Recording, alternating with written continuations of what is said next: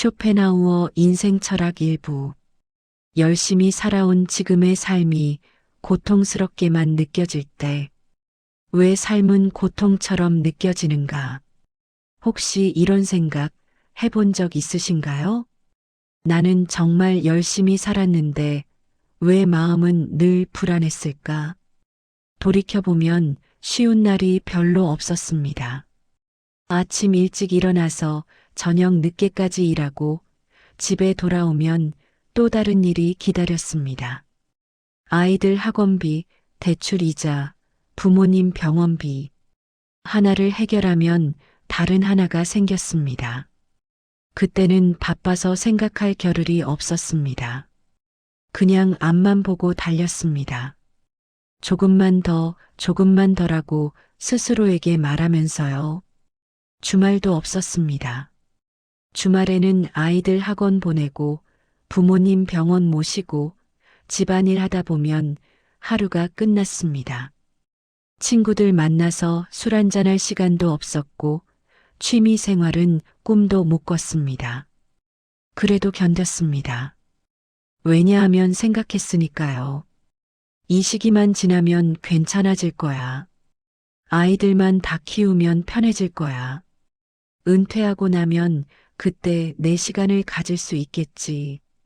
그렇게 10년, 20년, 30년을 살았습니다.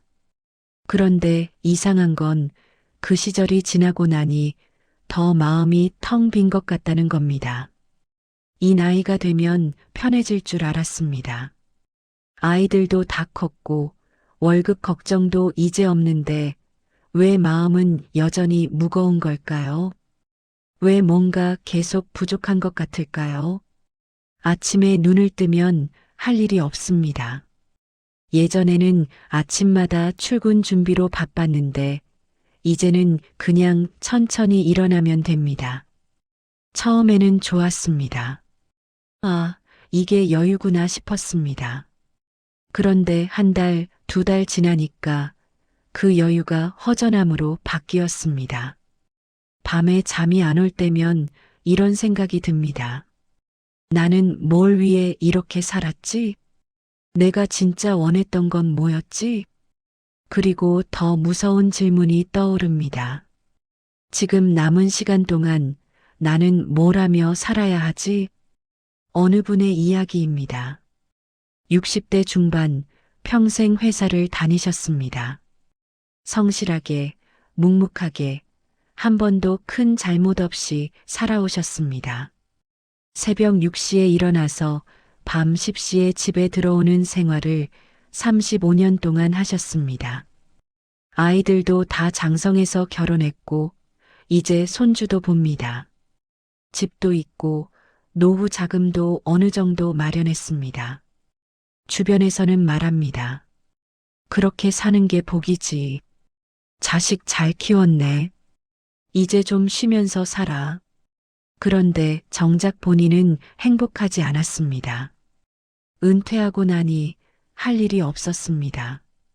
아침에 일어나도 갈 곳이 없고 저녁에도 특별한 일이 없습니다. 그냥 하루가 지나갑니다. 처음 한두 달은 괜찮았습니다. 이제 좀 쉬어야지 생각했습니다. 늦잠도 자보고 낮에 산책도 나가보고 평일 오후에 영화관도 가봤습니다. 그런데 석 달쯤 지나니 이상하게 마음이 무너지기 시작했습니다. 바쁠 때는 몰랐는데 조용해지니까 느껴지는 겁니다. 나는 지금까지 뭘 한 거지? 이렇게 사는 게 맞나? 텔레비전을 켜도 재미가 없습니다. 뉴스는 답답하고 드라마는 현실감이 없어 보이고 예능은 너무 시끄럽습니다. 친구를 만나도 할 말이 없습니다. 다들 비슷한 이야기만 반복합니다.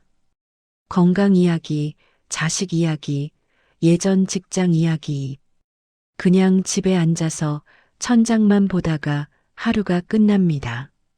저녁이 되면 아내가 물어봅니다. 오늘 뭐 했어? 그러면 대답할 말이 없습니다. 아무것도 안 했으니까요. 그냥 좀 쉬었지 이렇게 얼버무립니다. 가족들은 알지 못합니다. 겉으로는 멀쩡해 보이니까요. 아빠 요즘 좋으시겠다. 편하시겠다. 이렇게 말하는데 차마 아니라고 말할 수가 없습니다. 왜냐하면 스스로도 이해가 안 되니까요. 왜 나는 이제야 편해졌는데 더 힘들까? 다른 사람들은 은퇴하면 여유롭게 잘 사는 것 같던데 왜 나만 이럴까? 밤에 혼자 있으면 지난 시간들이 떠오릅니다. 아이들이 어렸을 때 놀아달라고 매달리는데 피곤해서 외면했던 순간들, 아내가 힘들다고 이야기할 때 나도 힘들다며 짜증냈던 순간들, 부모님이 보고 싶다고 하셨는데 바쁘다며 못 간다고 했던 순간들, 그때는 어쩔 수 없다고 생각했습니다. 먹고 살려면, 가족을 지키려면 그렇게 살 수밖에 없다고 생각했습니다. 그런데 지금 생각해 보니 정말 어쩔 수 없었던 걸까요? 아니면 제가 뭔가 잘못 선택한 걸까요? 사실 이런 경험 혼자만 하는 게 아닙니다. 많은 분들이 비슷한 감정을 느낍니다. 다만 말을 안 할 뿐입니다. 말해봤자 이해받지 못할 것 같으니까요. 그런데 뭐가 부족해? 다 가졌잖아. 이만하면 잘 산 거지. 이렇게 돌아올 것 같으니까요. 그래서 그냥 속으로만 사깁니다. 혼자 생각합니다. 나만 이상한가 보다. 어떤 분은 이렇게 말씀하셨습니다. 평생 성실하게 살았는데 왜 마음은 늘 불안했는지 모르겠어요. 뭔가 계속 쫓기는 것 같았어요.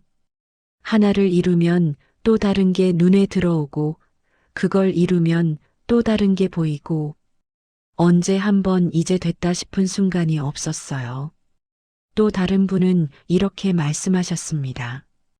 젊었을 때는 돈만 있으면 행복할 줄 알았어요. 그래서 악착같이 돈을 벌었죠. 그런데 돈이 좀 생기니까 이번에는 명예가 갖고 싶더라고요. 사람들한테 인정받고 싶었어요. 그것도 어느 정도 이루니까 이번에는 건강이 걱정되기 시작했어요. 끝이 없더라고요. 그런데 정말로 우리는 다 가진 걸까요? 아니면 애초에 우리가 원했던 게 가지는 것이 아니었던 걸까요? 19세기 독일의 한 철학자가 있었습니다. 그의 이름은 아르투어 쇼펜하우어. 그는 평생 이 질문을 붙들고 살았습니다. 왜 인간의 삶은 이렇게 고통스러운가?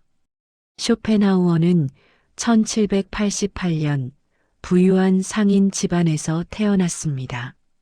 물질적으로는 부족한 게 없었습니다. 하지만 어린 시절부터 행복하지 않았습니다. 아버지는 엄격하고 냉정했습니다. 사업에 성공한 사람이었지만 아들에게 따뜻한 말 한마디 건네지 않았습니다. 쇼펜하우어가 15살 때 아버지는 갑자기 세상을 떠났습니다. 자살이었다는 소문도 있었습니다. 어머니는 사교계의 유명 인사였습니다. 문학살롱을 운영하며 괴테 같은 유명한 작가들과 교류했습니다. 하지만 아들에게는 관심이 없었습니다. 오히려 아들을 귀찮아했습니다. 쇼펜하우어는 일찍부터 깨달았습니다. 돈이 있어도 지위가 있어도 마음이 편하지 않다는 것을요. 그래서 그는 평생을 이 질문에 바쳤습니다. 도대체 왜 우리는 이렇게 사는가? 왜 모든 것을 가져도 행복하지 않은가? 그는 20대에 철학을 공부하기 시작했습니다. 플라톤을 읽었고 칸트를 읽었고 동양의 우파니샤드와 불교 경전도 읽었습니다. 30세에 그는 자신의 대표작 의지와 표상으로서의 세계를 출판했습니다. 하지만 아무도 관심을 주지 않았습니다.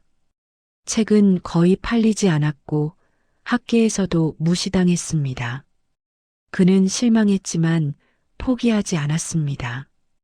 평생 동안 자신의 사상을 발전시켰습니다. 말년에 가서야 그의 철학이 세상에 알려지기 시작했습니다. 사람들은 그의 책을 읽고 충격을 받았습니다. 왜냐하면 그가 너무나 정직하게 삶의 진실을 말했기 때문입니다. 그가 내린 결론은 많은 사람들에게 충격이었습니다. 그는 이렇게 말했습니다. 인간은 행복을 추구하는 존재가 아니다. 인간은 욕망하는 존재다. 무슨 말일까요? 우리는 보통 이렇게 생각합니다. 저것만 이루면 행복할 거야. 저것만 가지면 마음이 편할 거야. 그래서 열심히 노력합니다. 좋은 직장, 안정된 집, 아이들의 성공. 하나씩 이루어 갑니다. 그런데 이상합니다. 이루고 나면 잠깐은 기쁩니다. 정말 기쁩니다. 드디어 이뤘다. 라는 성취감이 밀려옵니다. 하지만 그 기쁨이 얼마나 갈까요? 길어야 며칠, 짧으면 몇 시간입니다. 그리고 다시 일상이 시작됩니다. 이루기 전이나 이룬 후나 크게 달라진 게 없습니다.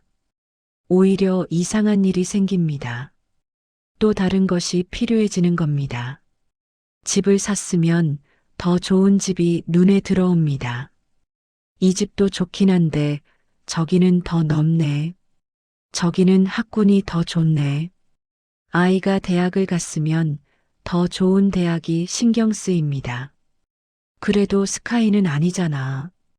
돈을 벌었으면 더 많은 돈이 필요합니다. 이 정도로는 노후가 불안해. 직장에서 승진했으면 더 높은 자리가 보입니다. 저 사람은 나보다 나중에 들어왔는데 벌써 임원이네. 끝이 없습니다. 쇼펜하우어는 말합니다. 이것은 당신이 욕심이 많아서가 아니라 인간이라는 존재가 원래 그렇게 만들어졌기 때문이라고. 인간은 태어날 때부터 무언가를 원하는 존재입니다. 배고프면 먹고 싶고, 추우면 따뜻해지고 싶고, 외로우면 사람을 만나고 싶습니다. 이것은 본능입니다. 우리가 선택한 게 아닙니다. 그 욕망이 충족되지 않으면 고통스럽습니다. 배가 고프면 괴롭고, 추우면 괴롭고, 외로우면 괴롭습니다. 그래서 우리는 열심히 노력해서 그것을 얻습니다. 그런데 얻고 나면 어떻게 될까요? 잠깐의 만족이 옵니다. 아, 이제 괜찮아. 하지만 곧 그 만족은 사라집니다. 그리고 다시 새로운 욕망이 생깁니다. 배를 채웠으면 이번에는 더 맛있는 음식이 먹고 싶어집니다. 집을 샀으면 이번에는 더 좋은 인테리어가 하고 싶어집니다. 돈을 벌었으면 이번에는 더 많은 돈이 필요해집니다. 고통, 만족, 공허. 고통, 만족, 공허. 삶은 이 순환의 연속입니다. 쇼펜하우어는 이것을 의지의 수레바퀴라고 불렀습니다. 우리는 그 수레바퀴 위에서 계속 돌고 있습니다. 멈출 수가 없습니다. 왜냐하면 우리 안에 있는 의지가 끊임없이 무언가를 원하기 때문입니다. 그는 이렇게 썼습니다. 삶은 진자 운동과 같다. 고통과 권태 사이를 왔다 갔다 할 뿐이다. 무슨 말일까요? 우리가 뭔가를 원하는데 얻지 못하면 고통스럽습니다. 그래서 열심히 노력해서 그것을 얻습니다. 얻고 나면 잠깐 만족합니다. 하지만 그 만족은 곧 권태로 바뀝니다. 권태란 아무것도 원하지 않는 상태입니다. 뭘 해도 재미가 없고 뭘 가져도 의미가 없습니다. 그래서 다시 우리는 새로운 것을 원하기 시작합니다. 그러면 다시 고통이 시작됩니다. 고통, 만족, 권태, 고통, 만족, 권태. 평생 이렇게 반복됩니다. 그러니까 당신이 평생 이랬는데도 마음이 편하지 않았던 건 당신이 부족해서가 아닙니다. 당신이 노력이 부족해서가 아닙니다. 당신이 감사할 줄 몰라서가 아닙니다. 그냥 삶이 원래 그렇게 되어 있기 때문입니다. 쇼펜하우어는 이것을 의지라고 불렀습니다. 우리 안에는 우리가 통제할 수 없는 힘이 있습니다. 그것이 끊임없이 무언가를 원하게 만듭니다. 우리가 원하든 원하지 않든 그 힘은 작동합니다. 마치 심장이 우리 의지와 상관없이 뛰는 것처럼 욕망도 우리 의지와 상관없이 생겨납니다. 이 말을 들으면 처음에는 더 절망스러울 수 있습니다. 그럼 어쩌라는 거야? 평생 이렇게 사는 거야? 희망이 없다는 거야? 하지만 쇼펜하우어는 절망을 주려고 이 말을 한 게 아닙니다. 오히려 그 반대입니다. 그는 우리에게 말하고 싶었던 겁니다. 당신의 잘못이 아니다. 당신이 약해서가 아닙니다. 당신이 노력이 부족해서가 아닙니다. 당신이 감사할 줄 몰라서가 아닙니다. 당신이 신앙심이 부족해서가 아닙니다. 당신이 긍정적으로 생각하지 않아서가 아닙니다. 삶이 원래 그렇게 설계되어 있기 때문입니다. 이 말이 왜 위로가 될까요? 왜냐하면 우리는 평생 자신을 탓해왔기 때문입니다. 내가 더 열심히 했어야 했는데, 내가 더 잘했어야 했는데, 내가 더 긍정적으로 생각했어야 했는데, 내가 더 감사할 줄 알았어야 했는데, 그렇게 스스로를 채찍질하며 살았습니다. 그런데 이제 알게 됩니다. 아무리 열심히 해도, 아무리 긍정적으로 생각해도 마음이 완전히 편해지는 날은 오지 않는다는 것을요. 그것은 당신의 문제가 아니라 삶 자체의 구조입니다. 쇼펜하우어는 이것을 깨닫고 나서 오히려 마음이 편해졌다고 했습니다. 왜냐하면 더 이상 자신을 탓하지 않게 되었기 때문입니다. 아, 이게 정상이구나. 나만 이런 게 아니구나. 모든 인간이 이렇게 사는구나. 그렇게 생각하니 조금 덜 아팠습니다. 쇼펜하우어는 젊었을 때 동양 철학을 접했습니다. 특히 불교의 가르침을 읽고 깊은 충격을 받았습니다. 당시 유럽에서는 동양 철학이 거의 알려지지 않았습니다. 하지만 쇼펜하우어는 우연히 독일어로 번역된 우파니샤드를 읽게 되었고 그 다음에는 불교 경전의 일부를 접했습니다. 그는 읽자마자 알아차렸습니다. 이 사람들은 이미 알고 있었구나.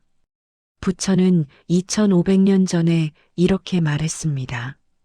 삶은 고통이다. 처음 이 말을 들으면 너무 부정적으로 들립니다. 삶이 고통이라니 그럼 희망이 없는 거 아냐? 하지만 쇼펜하우어는 깨달았습니다. 이 말은 절망을 말하는 게 아니라 진실을 말하는 거라고. 불교에서 말하는 고통은 단순히 아프다는 뜻이 아닙니다. 산스크리트어로 두카라는 단어인데 이것은 만족스럽지 않다, 완전하지 않다, 어긋나 있다는 뜻입니다. 무언가 항상 부족하고, 무언가 항상 어긋나고, 무언가 항상 불안합니다. 바로 그것이 고통입니다. 행복한 순간에도 그 행복이 사라질까봐 불안합니다. 사랑하는 사람이 있어도 그 사람을 잃을까봐 두렵습니다. 돈이 있어도 돈이 없어질까봐 걱정입니다. 건강해도 언젠가 아플까봐 신경 쓰입니다. 완전한 평화는 없습니다. 완전한 안정은 없습니다. 바로 이것이 부처가 말한 고통입니다. 쇼펜하우어는 이 가르침에서 큰 위로를 받았습니다. 왜냐하면 부처는 이렇게 말했기 때문입니다. 고통을 없애라는 게 아니다. 고통의 구조를 보라는 것이다. 우리가 괴로운 이유는 고통 그 자체 때문이 아닙니다. 고통을 이해하지 못하기 때문입니다. 왜 내가 이렇게 힘든지, 왜 내가 이렇게 불안한지 그 이유를 모르기 때문입니다. 그래서 우리는 스스로를 탓합니다. 나만 이상한가? 나만 이렇게 못 사는 건가? 다른 사람들은 다 행복해 보이는데 왜 나만 이럴까? 하지만 이제 알게 됩니다. 모두가 그렇다는 것을요. 당신 옆집 사람도, 당신 친구도, 당신이 부러워하던 사람도 모두 똑같이 불안하고 똑같이 괴롭다는 것을요. 다만 겉으로 드러내지 않을 뿐입니다. 삶은 원래 그렇게 만들어져 있다는 것을요. 부처는 이것을 사성제라는 가르침으로 정리했습니다.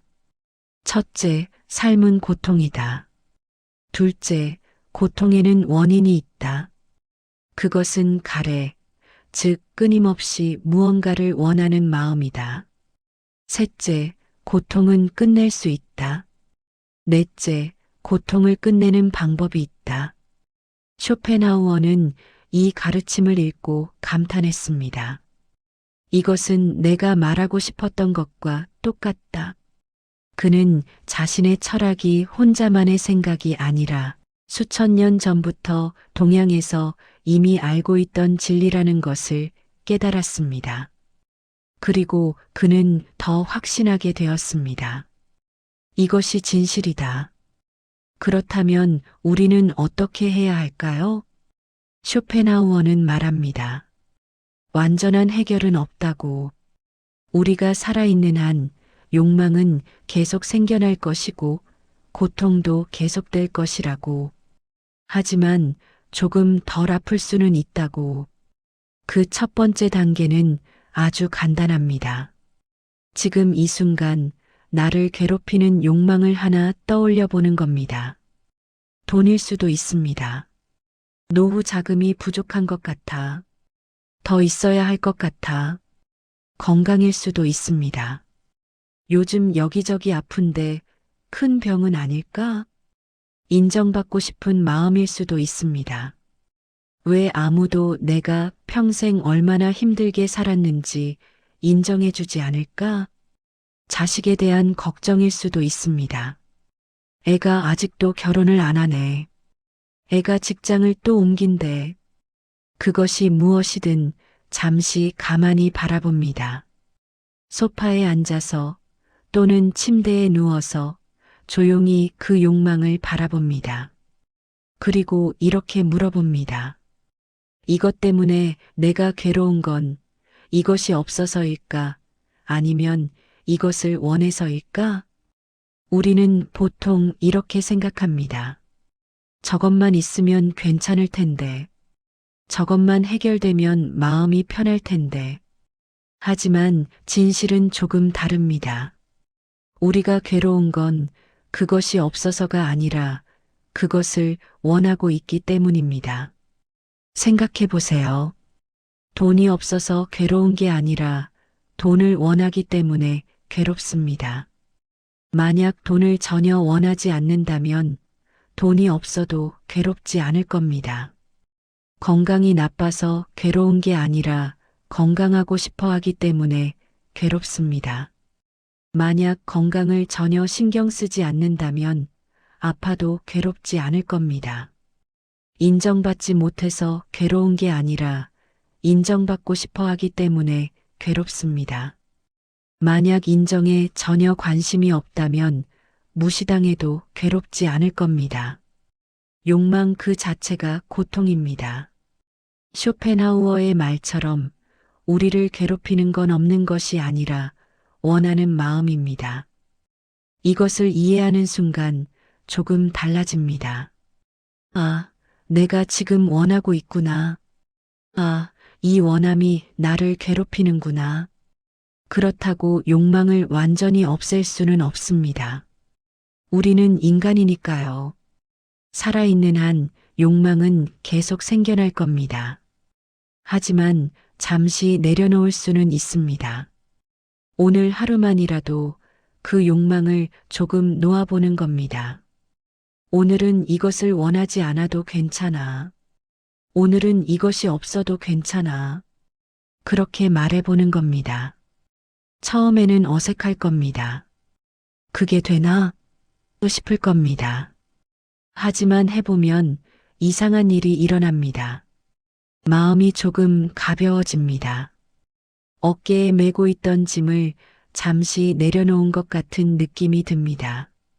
물론 내일이 되면 그 욕망은 다시 돌아올 겁니다. 그건 어쩔 수 없습니다. 하지만 오늘 하루 딱 하루만이라도 그 짐을 내려놓고 쉴 수 있다면 그것만으로도 충분하지 않을까요? 두 번째 단계는 조금 더 깊이 들어가는 겁니다. 내가 평생 무엇을 원해왔는지 돌아보는 겁니다. 젊었을 때는 무엇을 원했습니까? 좋은 직장, 안정된 수입, 결혼, 아이. 중년에는 무엇을 원했습니까? 더 높은 직급, 더 큰 집, 아이들의 성공. 지금은 무엇을 원하십니까? 건강, 존중, 의미 있는 시간. 이렇게 돌아보면 패턴이 보입니다. 평생 뭔가를 원했다는 것, 그리고 그것을 얻고 나면 또 다른 것을 원했다는 것, 끝이 없었다는 것. 쇼펜하우어는 말합니다. 이것이 바로 의지의 수레바퀴라고. 우리는 그 수레바퀴에서 내릴 수 없습니다. 살아있는 한 계속 돌아갈 겁니다. 하지만 이제 우리는 압니다. 아, 나는 지금 수레바퀴 위에 있구나. 나는 지금 돌고 있구나. 이것을 아는 것과 모르는 것은 천지 차이입니다. 모를 때는 왜 이렇게 힘든지 이해할 수 없습니다. 그래서 자신을 탓합니다. 하지만 알고 나면 이해할 수 있습니다. 원래 이런 거구나. 그러면 조금 덜 아픕니다. 세 번째 단계는 가장 중요한 단계입니다. 다른 사람들도 똑같다는 것을 기억하는 겁니다. 당신만 이런 게 아닙니다. 당신 옆에 있는 사람도, 당신이 부러워하는 사람도 모두 똑같습니다. 모두 뭔가를 원하고 있고, 모두 괴로워하고 있고, 모두 불안해하고 있습니다. 다만 겉으로 드러내지 않을 뿐입니다. 이것을 이해하면 마음이 조금 부드러워집니다. 다른 사람에게 덜 화가 납니다. 왜냐하면 그 사람도 나처럼 힘들게 살고 있다는 것을 알게 되니까요. 자신에게도 덜 가혹해집니다. 왜냐하면 나만 이상한 게 아니라는 것을 알게 되니까요. 그리고 세상이 조금 다르게 보입니다. 모두가 같은 수레바퀴 위에서 돌고 있다는 것. 모두가 같은 고통을 안고 살아간다는 것. 쇼펜하우어는 말년에 이렇게 썼습니다. 행복은 우리가 원하는 것을 얻는 게 아니라 원하는 것을 줄이는 데 있다. 처음에는 이 말이 소극적으로 들립니다. 그럼 아무것도 하지 말라는 거야? 그냥 포기하고 살라는 거야? 꿈도 없이 살라는 거야? 아닙니다. 그는 포기를 말한 게 아닙니다. 그는 이해를 말한 겁니다. 우리가 평생 무엇을 쫓아왔는지, 왜 그것을 쫓았는지, 그리고 그것을 얻고도 왜 여전히 허전했는지, 그것을 이해하면 삶이 조금 달라 보입니다. 여전히 힘듭니다. 여전히 고통스럽습니다. 하지만 이제는 압니다. 아, 이게 삶이구나. 원래 이런 거구나. 그러면 조금 덜 아픕니다. 조금 덜 자신을 탓합니다. 조금 덜 불안해합니다. 쇼펜하우어는 이것을 체념이라고 불렀습니다. 하지만 이것은 우리가 보통 생각하는 부정적인 체념이 아닙니다. 이것은 있는 그대로를 받아들이는 것입니다. 삶이 원래 이렇다는 것, 고통이 없어지지 않는다는 것, 완벽한 행복은 없다는 것, 하지만 그래도 괜찮다는 것, 이것을 받아들이면 이상하게도 마음이 편해집니다. 왜냐하면 더 이상 불가능한 것을 추구하지 않게 되니까요. 완벽한 행복을 찾으려고 애쓰지 않게 됩니다. 모든 욕망을 다 채우려고 안간힘을 쓰지 않게 됩니다. 그냥 오늘 하루, 지금 이 순간을 있는 그대로 살아갑니다. 어느 날 쇼펜하우어는 공원을 산책하다가 한 노인을 만났습니다. 그 노인은 벤치에 앉아서 아무것도 하지 않고 있었습니다. 그냥 햇빛을 쬐고 있었습니다. 쇼펜하우어가 물었습니다. 할아버지, 무엇을 하고 계십니까? 노인이 대답했습니다. 아무것도 안 하고 있습니다. 그럼 무엇을 생각하고 계십니까? 아무 생각도 안 하고 있습니다. 그럼 뭐 하고 계신 겁니까? 노인은 잠시 생각하더니 이렇게 대답했습니다. 그냥 있습니다. 쇼펜하우어는 그제야 이해했습니다. 진짜 평화는 무언가를 하는 데 있는 게 아니라 무언가를 원하지 않는 데 있다는 것을요. 그 노인은 아무것도 원하지 않았습니다. 그래서 평화로웠습니다. 물론 우리가 그 노인처럼 될 수는 없습니다. 우리는 여전히 많은 것을 원하고 많은 것을 걱정합니다. 하지만 가끔, 아주 가끔이라도 그 노인처럼 그냥 있어 보는 시간을 가질 수 있습니다. 아침에 일어나서 잠시 창밖을 바라보는 시간, 저녁에 산책하면서 그냥 걷기만 하는 시간, 밤에 자기 전에 조용히 눈을 감고 있는 시간, 그 시간 동안만이라도 아무것도 원하지 않는 겁니다. 아무것도 걱정하지 않는 겁니다. 그냥 있는 겁니다. 그러면 알게 됩니다. 아, 이게 평화구나. 당신이 평생 열심히 살았는데도 마음이 늘 불안했던 이유를 이제는 아실 겁니다. 그것은 당신의 잘못이 아니었습니다. 당신이 부족해서도 아니었습니다. 당신이 감사할 줄 몰라서도 아니었습니다. 삶이 원래 그렇게 만들어져 있었기 때문입니다. 인간은 태어날 때부터 무언가를 원하는 존재입니다. 그 욕망이 우리를 괴롭힙니다. 하나를 이루면 또 다른 것을 원하게 됩니다. 끝이 없습니다. 이것은 당신만의 문제가 아니라 모든 인간의 문제입니다. 쇼펜하우어는 평생 이것을 연구했고 부처는 2500년 전에 이미 이것을 알고 있었습니다. 이제 당신도 아셨습니다. 그렇다면 이제 어떻게 해야 할까요? 완전한 해결은 없습니다. 하지만 조금 덜 아플 수는 있습니다. 첫째, 지금 나를 괴롭히는 욕망을 바라보는 겁니다. 그것이 없어서가 아니라 원해서 괴롭다는 것을 이해하는 겁니다. 둘째, 오늘 하루만이라도 그 욕망을 내려놓아 보는 겁니다. 완전히 없앨 수는 없지만 잠시 쉴 수는 있습니다. 셋째, 다른 사람들도 똑같다는 것을 기억하는 겁니다. 나만 이런 게 아니라는 것을 아는 것만으로도 조금 위로가 됩니다. 이것을 이해하면 삶이 조금 달라 보입니다. 완전히 행복해지는 건 아닙니다. 하지만 덜 아플 수는 있습니다. 조금 덜 자신을 탓하게 됩니다.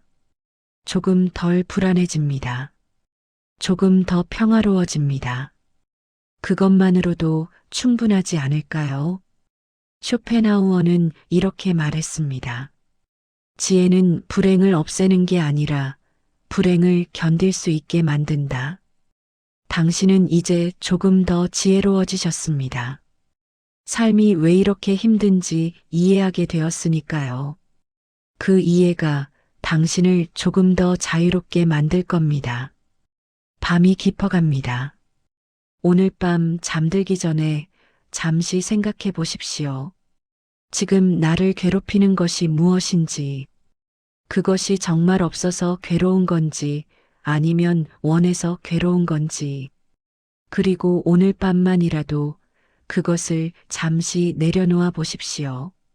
내일이 되면 다시 돌아올 겁니다. 그건 어쩔 수 없습니다. 하지만 오늘 밤만이라도, 딱 오늘 밤만이라도 쉬어 보십시오. 그러면 알게 될 겁니다.